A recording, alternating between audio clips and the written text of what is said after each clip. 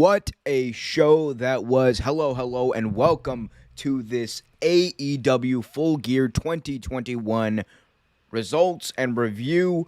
What a show, guys. I mean, every time we think AEW puts on a great show, they just can't stop with these great shows. I mean, again, this is like a very quick post reaction kind of stream. I guess I'll have more time to gather thoughts on the Tuesday show, but we'll talk about it and kind of review it as it went on. Overall, going into this show, one thing we knew was clear was the fact that the card was special. The card was stock full of stars. The card was full of matches that had a lot of people interested. None bigger probably than the main event, although you couldn't go wrong with Eddie Kingston versus CM Punk. Couldn't go wrong with Briandanielson versus Miro. You couldn't go wrong with Britt Baker, DMD versus Tai Chi. A lot to talk about, a lot to get to.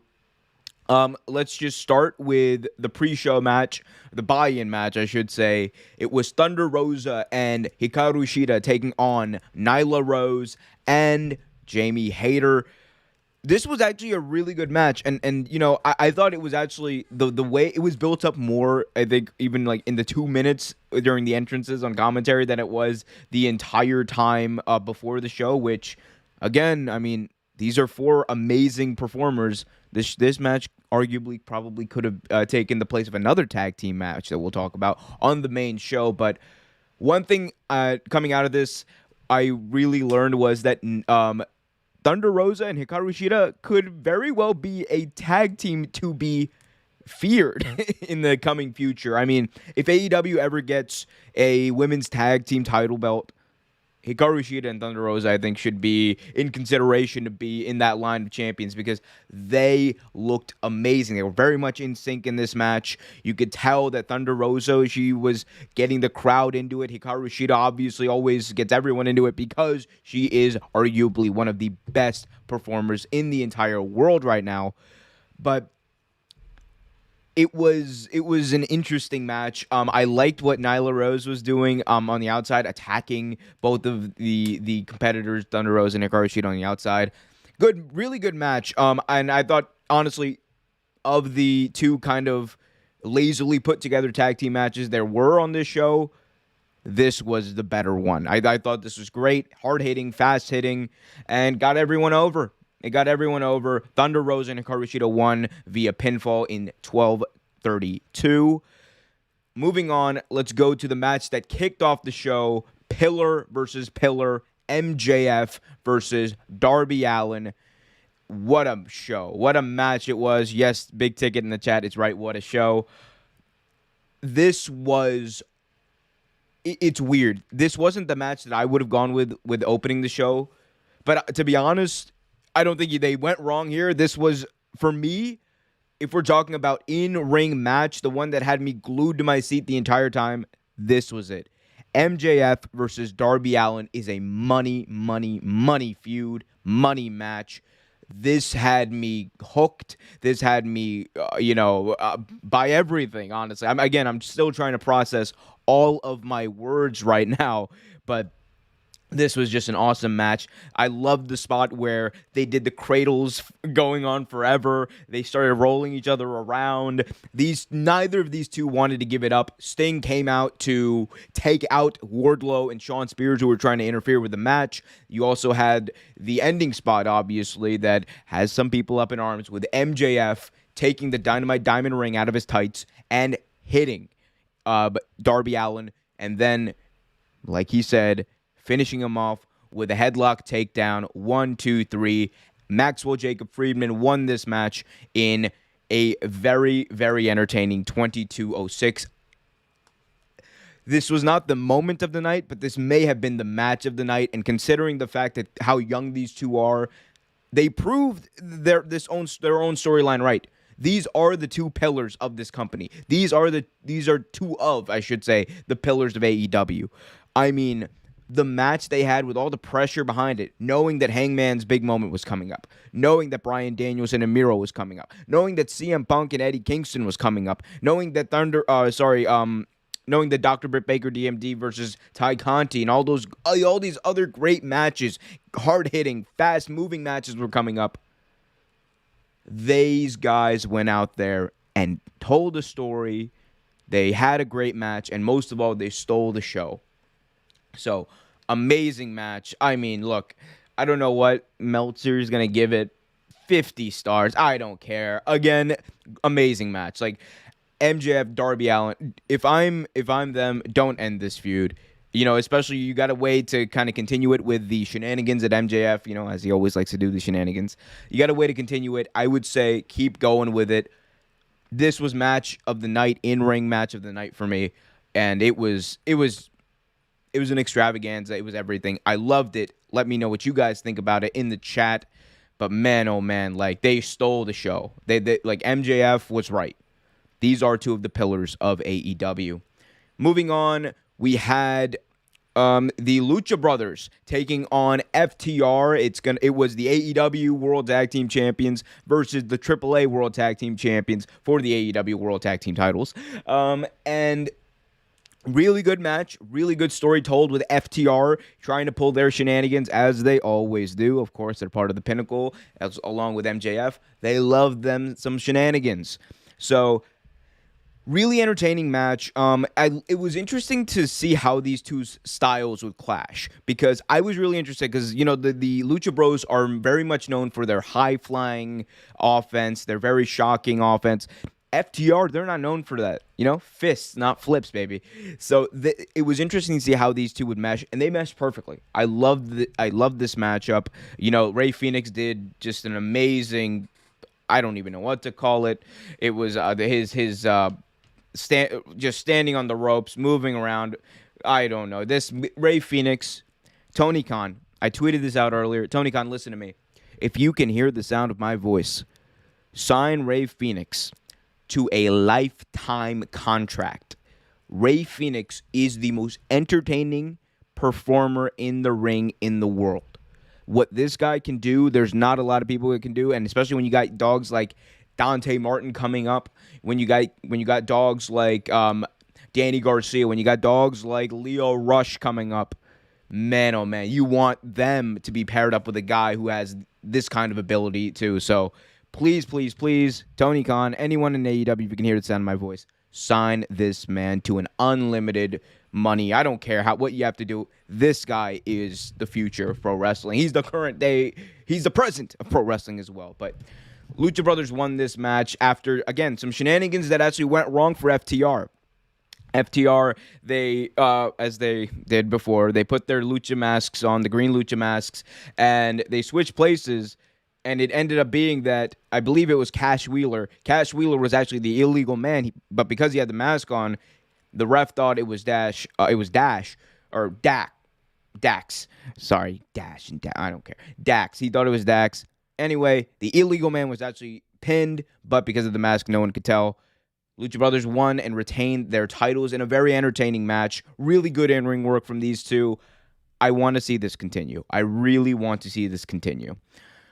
Moving on, we had the World Title Eliminator Final. Miro, God's favorite champion, trying to redeem himself so he can go home to his wife, versus Brian Danielson, the man who Miro said he needs to say goodbye to his wife so Miro can say hello to his. These two went out there and had a really good match. I did not know what to expect going into it. I'm not going to lie to you.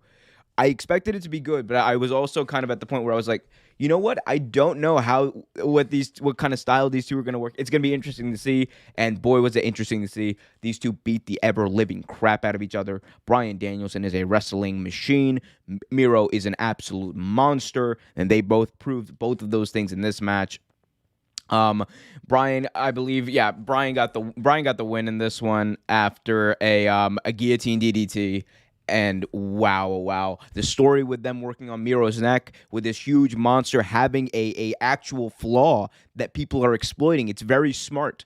And it's only going to build him up to the point where maybe one day Miro finally, either takes a break or does stuff to fix his neck, or, finds a way to take his neck out of the equation. I don't know. But really, really good match. Brian Danielson, amazing. I think, it was by technical submission.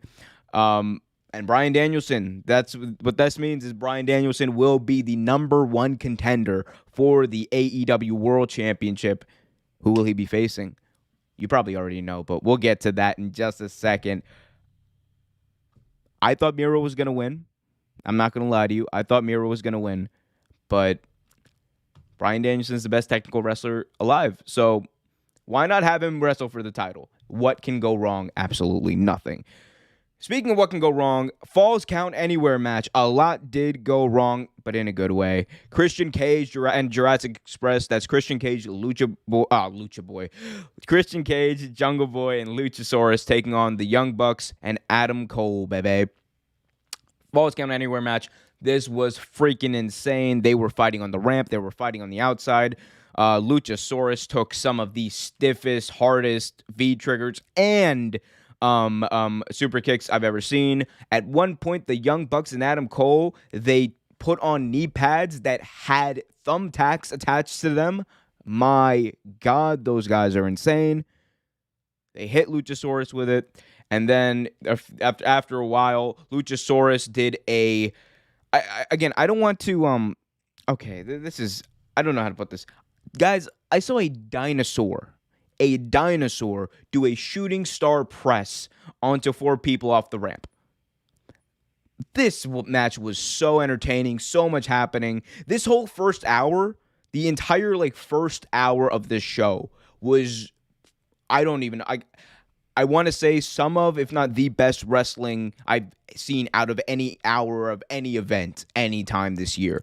This was so action-packed, drama-packed, these guys were beating the ever-living schnot out of each other. Schnot is not a word, but hey, it'd be like that. But what a great match. Like I said, Luchasaurus did the shooting star press to the outside, taking out most of everyone. Adam Cole had a nasty gash. His face was a literal crimson mask. And in the end, Christian Cage set up Adam Cole for a concerto before Jungle Boy, wearing his denim jeans, said no, he wanted to do it. He takes a look up, and then he finally wills himself to do what, many thought he wouldn't be able to do as a face. He hit Adam Cole, baby, with a concerto. 1, 2, 3. Luchasaurus. Jurassic Express and Christian Cage picked up the victory over the Super Click in an amazing matchup. Got some questions in the live chat here.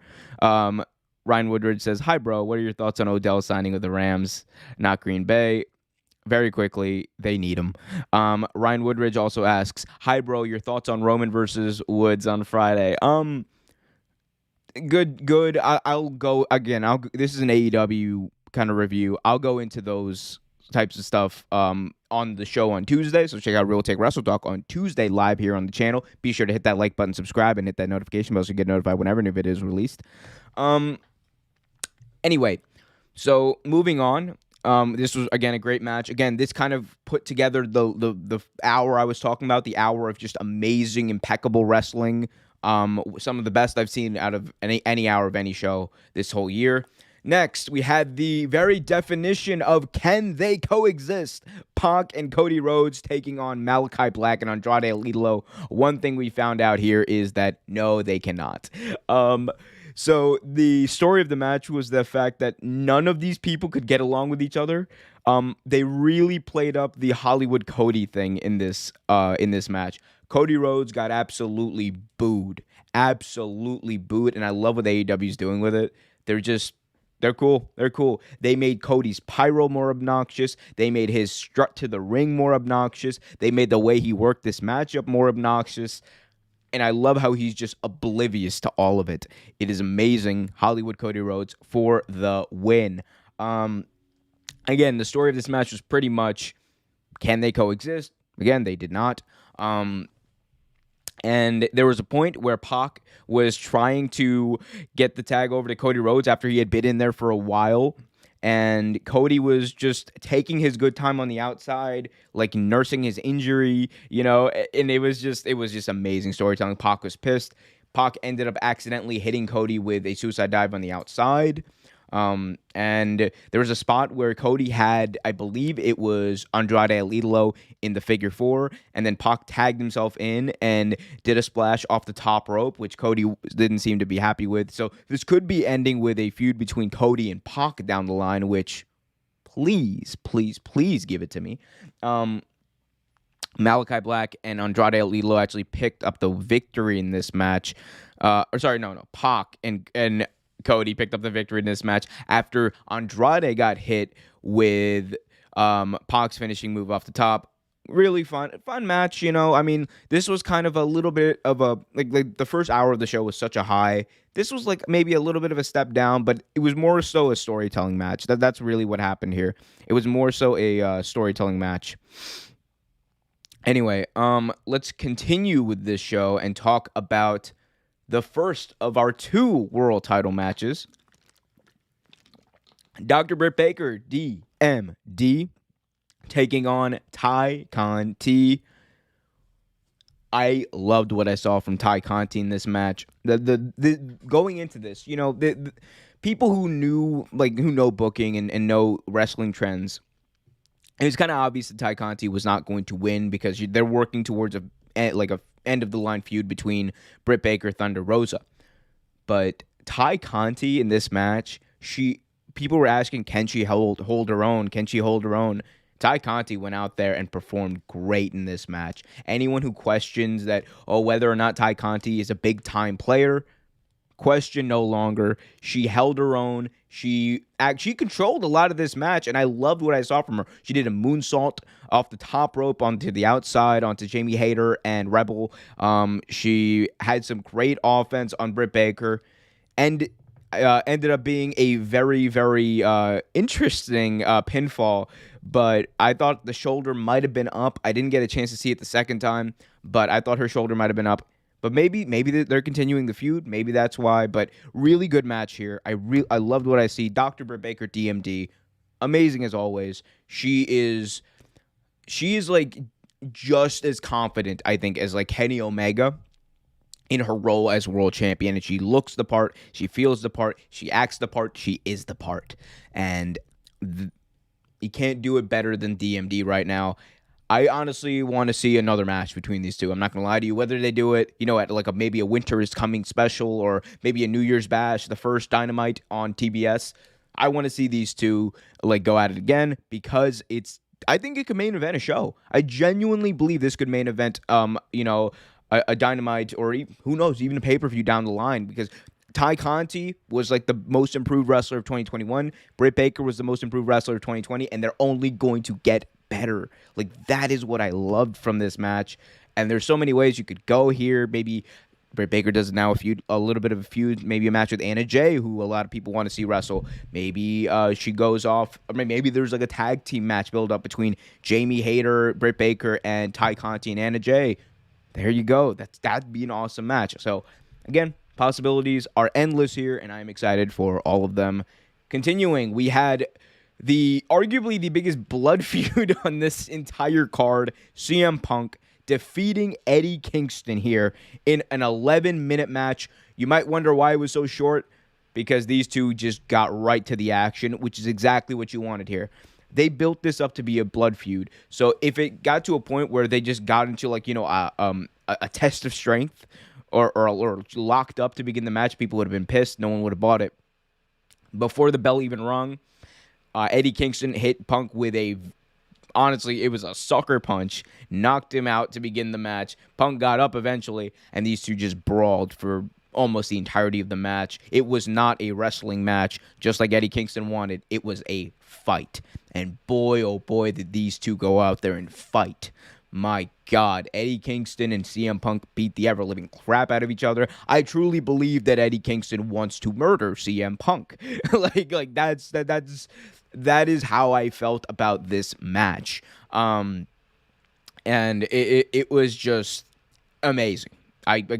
Again, these are quick reactions of what I thought of the show. So my apologies if my thoughts aren't too well thought out at this point, but I'll have probably better gauging of those on Tuesday on Real Take Wrestle Talk Live. But I love this match. And I love the fact that they're open to it possibly continuing, because at the end of the match, CM Punk put his hand out in respect with blood on his face. CM Punk got a lot of color in this match. With blood on his face, CM Punk put his hand out to shake Eddie Kingston's hand. Eddie Kingston said, "No, forget you." Also, a lot of use of the F word in this match, and I loved it. A lot of flipping people off. Loved that part too. Built the drama, built the realism, built the fact that these two really hated each other. Up next, our penultimate matchup. The Inner Circle took on Scorpio Sky, Ethan Page, and American Top Team. What a match this was. So, again, Chris Jericho, Santana Ortiz, Sammy Guevara, Jake Hager, taking on Junior Dos Santos, Andrei Arlovsky, Dan Lambert, of all people, from American Top Team, and, of course, Scorpio Sky, and All Ego, Ethan Page. Whoa, whoa, whoa. This was a fun match. And it was, again, kind of like, I don't even want to say, there was no, like, bring down match, no let down match on this entire card. This is, this might be, like, a bold statement, but for me, this is one of, if not AEW's most consistent card as far as in-ring matches go. I truly believe that they got it together. Like, not got it together. They did a really good job of keeping a consistent level of in-ring work throughout this entire card. It never got below a level where you wanted to turn away. It never got to a level where, this is a piss break match. Like, the lowest it honestly ever got was the tag team match with Cody Rhodes, Pac, and Andrade and Malachi Black. And even then, you were like, man, these are 4 amazing stars. Like, so you kind of had to watch to see what would happen. But this was a really fun match. Dan Lambert got his ass kicked, which we all wanted to see. Chris Jericho did an ode to Eddie Guerrero. He went to the top rope, did a frog splash, and was very emotional afterwards. Tears with his eyes, pointing up to the sky, saying he loves Eddie. And of course, today was I believe if I'm not wrong, 16th anniversary of Eddie Guerrero's passing. We also saw Vicky Guerrero on this show as well. She was on the buy-in representing Nyla Rose in her corner during that match. So, again, a lot of emotional night. There were a few Eddie references tonight. I believe Penta did a Three Amigos spot. I think CM Punk also did a similar spot there. So a lot of references to him, and rightfully so. Eddie Guerrero was like one of the best wrestlers of all time. Like, I remember, man. And the fact that this is like in Minneapolis too, the same place he passed away. It's almost karmic in a way, especially considering this pay-per-view was supposed to be in St. Louis and it got moved. So again, almost karmic in a way. But really nice tributes to Eddie here. And yeah, the Inner Circle won after that. What a great match, or what a fun match. It was fun to watch, fun to see. That's about it, honestly. But you know what else was fun? Seeing what happened directly after the match. Because while the Inner Circle were still in the ring, we got a new debut in AEW. Someone debuted in AEW and immediately challenged Sammy Guevara for the TNT Championship on Wednesday. And his name is Jay Lethal. Jay Lethal is all elite.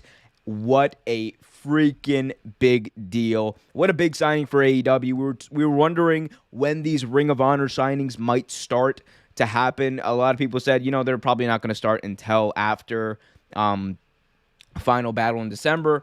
I think Jay Lethal was the first domino now. It's kind of like a little bit of picking out the right pieces. I think Jay Lethal is a great piece. He has history with the Bullet Club, meaning the Young Bucks, Adam Cole, and Kenny Omega. So he's got that history. You can probably do something there. He's going to be wrestling Sammy Guevara, which is going to be very, very fun on Wednesday. Wednesday night's going to be a great show. Ishii is also going to be debuting for AEW, which I forgot to mention, but Chaos is canon in AEW. There's only one other big domino to drop. Ooh, you just wait till that coin. Where's my coin? Where's my coin? You just wait till we hear those coins. When we hear those coins drop, oh my God, I can't wait for Okada. But Jay Lethal is all elite. I can't wait to see because Jay Lethal is he is one of, I think, the most underrated all-around performers ever.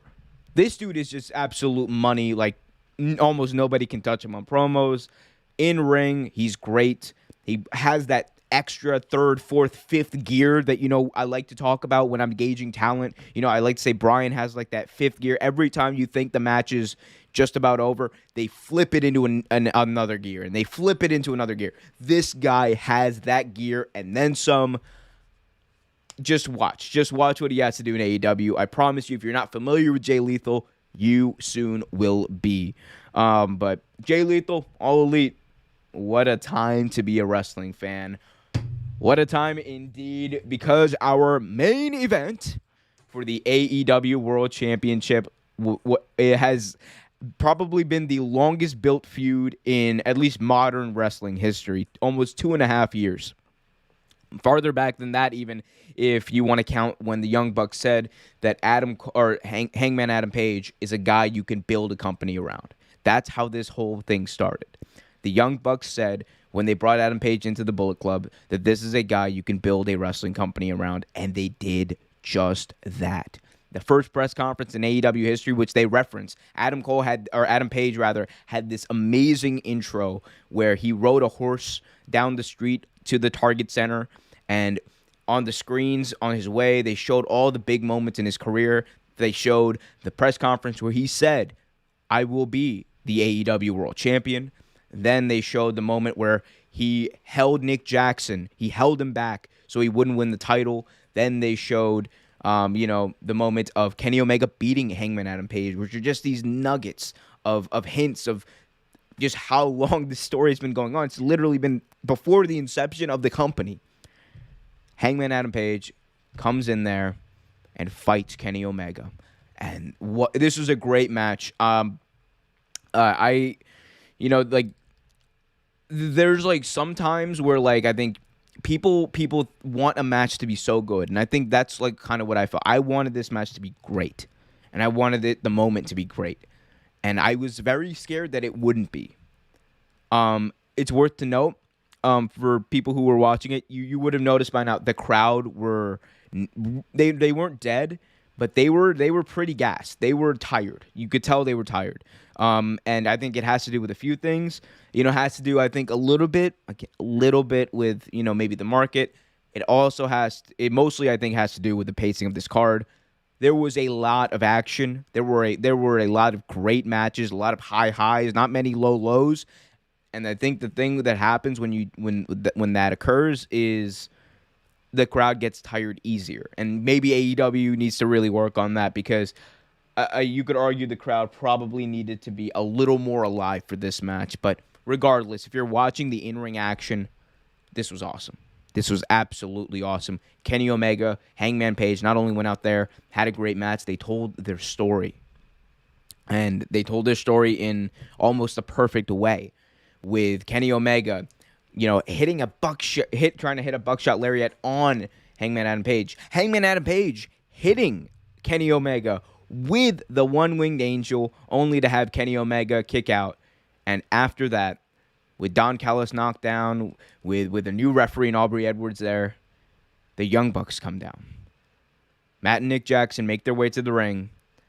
Adam Cole sets up for a buckshot, and he looks down at Nick Jackson, the same person whose leg he held in order to stop him from winning a title. And Nick Jackson just gives him a look and a nod, and he hits the first buckshot to the back of Kenny Omega, and then goes to the other side. Matt Jackson looks up at Page as he sets up for another buckshot lariat to the front of Kenny Omega.